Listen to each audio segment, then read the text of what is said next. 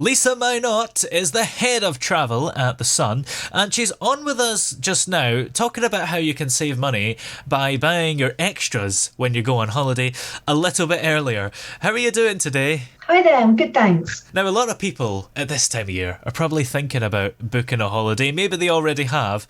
Why is it so important to book the extras like airport parking before the day? Well, quite simply, just because you can save so much money, almost enough to actually get another break. So, this is some research that's come from Holiday Extras, who found that only half of us book our holiday parking, or airport parking, when we book our holiday. And 7% of us wait until we literally get to the airport and pay the price on the gate. Now, you think 7%, not that big a number, but actually that equates to 1.2 million of us. And if you're doing that, it's an average of £155 you could have saved if you'd actually booked in advance.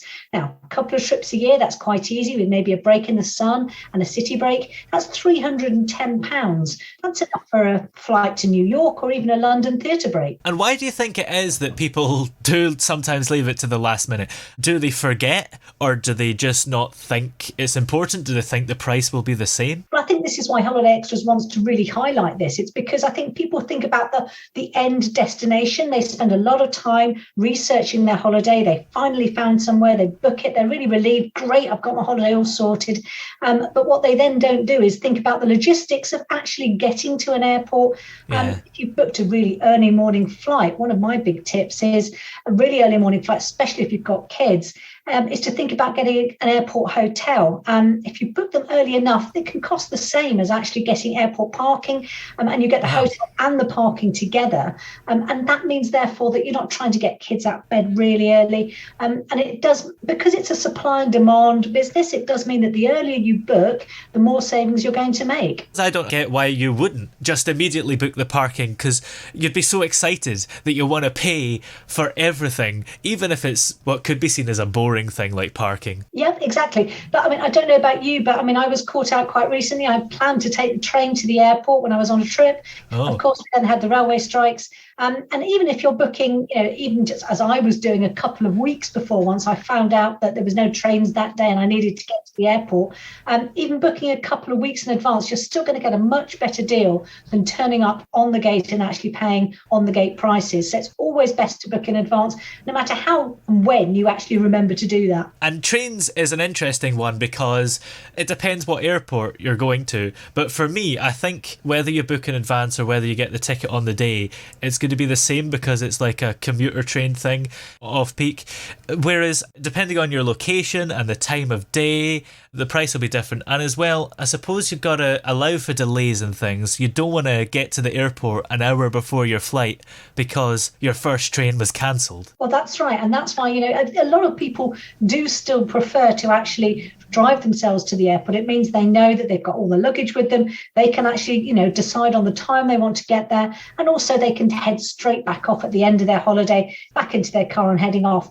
And really the tip is to make sure you do that booking as soon as you booked your holiday. In the same way that I would always say to people, make sure you get your travel insurance the minute you book your holiday, because if you don't, you're missing out on that really valuable cover you get.